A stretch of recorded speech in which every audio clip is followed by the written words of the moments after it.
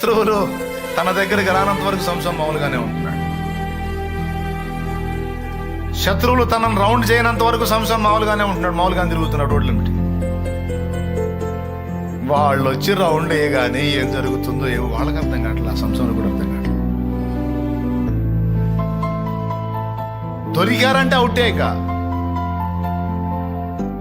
చూడు, ఎప్పుడైతే శత్రువులు రౌండ్ వేస్తున్నారో అప్పుడు వస్తుంది బలం ఆయనకి.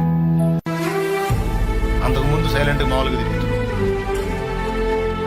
ఎలుగుబంటి ఎదురొచ్చినప్పుడు వచ్చింది బలం దావీదు మీదకి. గొల్యాతు ఎదురొచ్చినప్పుడు దావీదు మీద అభిషేకం యొక్క ప్రభావం కనపడింది. అప్పటిదాకా మామూలుగా విశ్వాసం అనుకుంటూ గొర్రెలు తోలుకుంటూ తిరుగుతున్నాడు. గొర్రెలు కాసేవాళ్లే అన్నట్టుగా ఉంది జనాలు కూడా. గొల్యాతు ఎదురుపడ్డప్పుడు దావీదుని చూడాలి. నన్ను వదలరా నాయనా అంటాడు సౌలు దగ్గరికి పోయి. అయ్యో నువ్వు చిన్నోడి బాబు, నువ్వు గొర్రెలు కాసేవాడి, నువ్వు పిల్లోడి, నువ్వు బాలుడు అంటాడు. ఏనా సార్, నేను బాలుండే సార్, నాకు తోడై ఉన్నాడు. బాలుడుగా సార్, సృష్టికర్త సార్, నాకు తోడై ఉన్నాడు, పరాక్రమశాలి. అసలు వాడు ఎత్తు చూసావా? వాడు 6 మూరల జాయినడు ఉన్నాడు. వాడు 6 మూరలు ఉంటే నాకెందుకు, 106 మూరలు ఉంటే నాకెందుకు?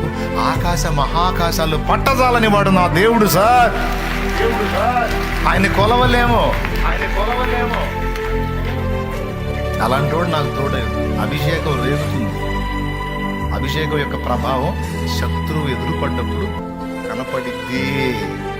అట్లాగా నీ మీద దాడి జరిగినప్పుడు అభిషేక ప్రభావం నీ మీద కనపడిద్ది.